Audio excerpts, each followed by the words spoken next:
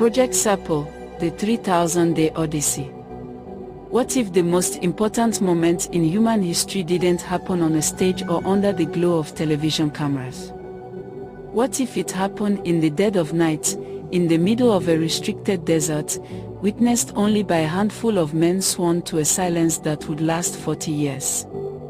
Somewhere in the classified archives of the Defense Intelligence Agency sits a stack of documents known as the Red Book. It isn't a record of wars won or lost, but a log of a journey that defies the laws of physics and human ethics. In 2005, a series of emails began to leak from a retired high-ranking official within the Defense Intelligence Agency. He didn't use his name, he went by anonymous. He spoke of a program so sensitive that its very existence was a threat to our understanding of reality. He called it Project SERPO. Most people know about the Roswell crash of 1947. But they don't know about the survivor, an entity known as EB-1. For 5 years, this creature lived in a Faraday-shielded room at Los Alamos, teaching us the math of the stars. Before it died in 1952, it managed to place a call to its homeworld, a planet called SERPO, orbiting the binary stars of Zeta Reticuli. In 1965, 12 American military personnel, carefully screened, socially erased, and physically hardened, stepped onto an alien craft. They weren't just explorers, they were human sacrifice in exchange for knowledge. They would stay for over a decade. What they found there, the way these beings live, the way they treat their dead, and the terrifying biological truth of their world, has been hidden for 40 years. Tonight, we open the SERPO files. No more reductions. No more lies. To understand SERPO, we have to go back to the most famous crash in history, Roswell, 1947. According to the leaked documents, one entity survived that crash. The military called him EB-1, extraterrestrial biological entity. He was gentle, highly intelligent, and eventually, he managed to repair a communication device from the wreckage. For years, EB-1 sat in a secure facility in New Mexico, sending signals into the void, calling out to a home he wasn't sure was still listening. In 1952, they finally answered. The dialogue between the US government and the Ebens, inhabitants of the planet SERPO in the Zeta Reticuli system, lasted years. It culminated in a secret meeting in April 1964 at the Holloman Air Force Base. Imagine the tension. President Lyndon B. Johnson allegedly briefed, the tarmac cleared, and a saucer-shaped craft descending in total silence. The mission was titled Project Crystal Night. The government needed 12 people. They chose 10 men and 2 women. They weren't just pilots, they were specialists in linguistics, botany, nuclear physics, and medicine. Their identities were wiped. No family was told the truth. To the world, they simply ceased to exist.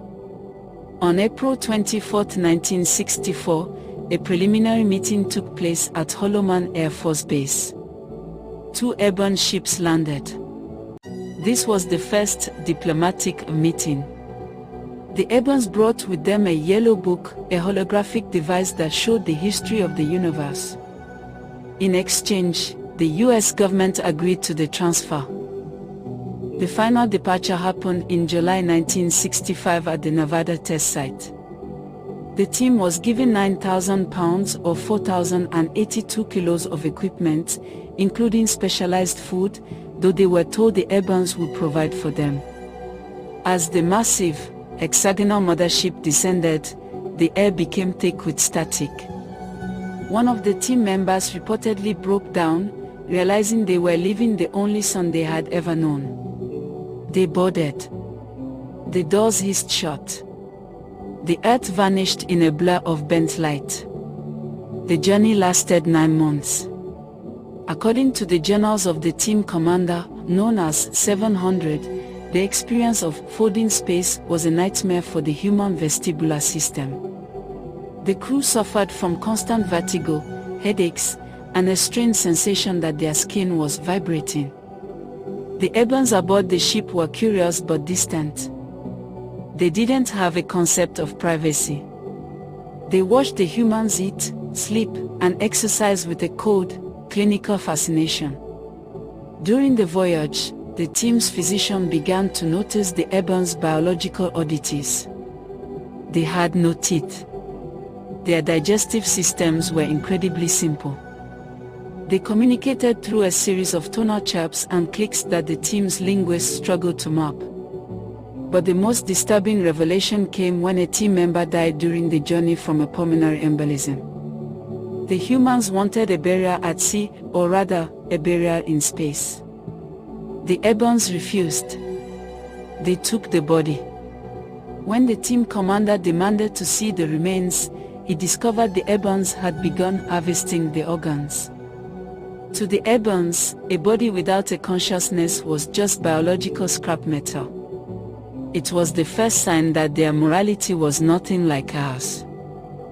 SERPO isn't like Earth. It orbits two suns, Zeta Reticuli 1 and 2. This means there is no true night. The planet is bathed in a perpetual, scorching twilight. The temperature averages 115 degrees Fahrenheit or 46 degrees Celsius. The team arrived to find a civilization of roughly 650,000 Ebens living in modular, heat-resistant structures. But the world felt empty. There were ruins of much larger cities on the horizon. When the team asked what happened, the Ebens were evasive. They spoke of a great war with another race thousands of years ago that had nearly wiped them out and poisoned their atmosphere. The recycling of the dead. This is where the story takes a dark turn. The team discovered that the Ebens had a resource center. Because their planet was resource poor, nothing was wasted. When an Eben died, their body was processed. The minerals were extracted, and the biological matter was repurposed into a nutrient paste, the very same paste the Ebens were feeding to the American team. When the team commander found out they had been unknowingly consuming processed biological matter, possibly even including parts of their fallen comrade, a violent standoff occurred. The Ebens couldn't understand the human superstition regarding corpses. To them, the soul had left, the meat was just fuel. The biological clock, the lack of a 24-hour cycle, began to drive the team mad. Their bodies didn't know when to sleep. They grew irritable, paranoid. They watched the Ebens work in perfect, silent synchronicity, realizing these beings didn't have jobs, they had functions. They were like a hive, governed by a collective consciousness that left no room for the individual.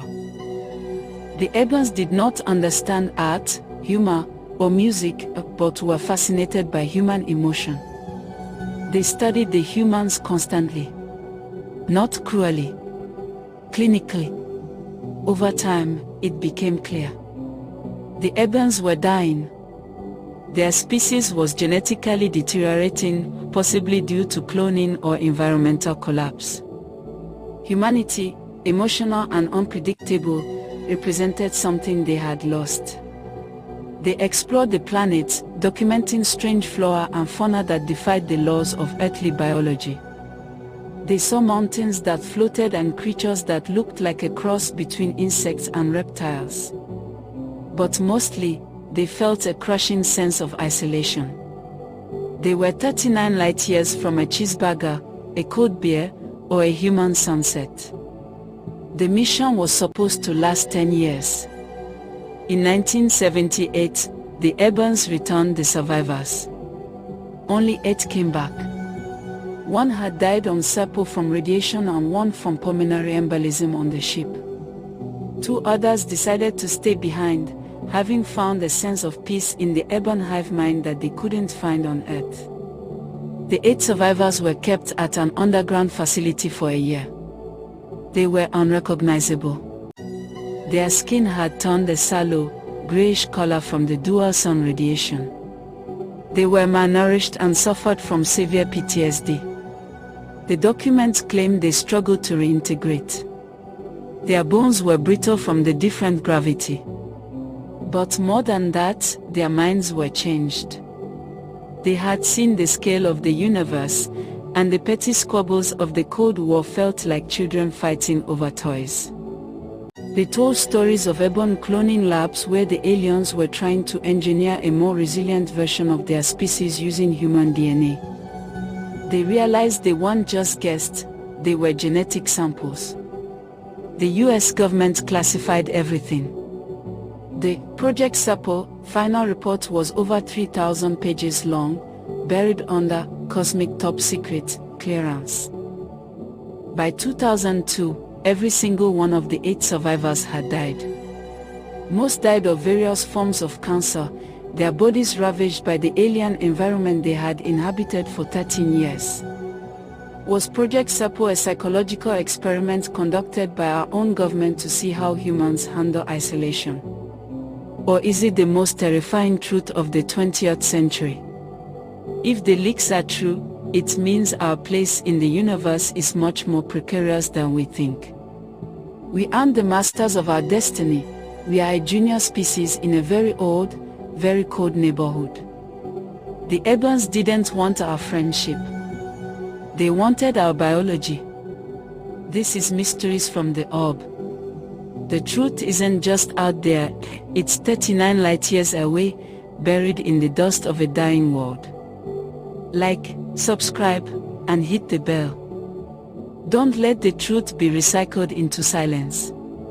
Stay curious. Stay skeptical.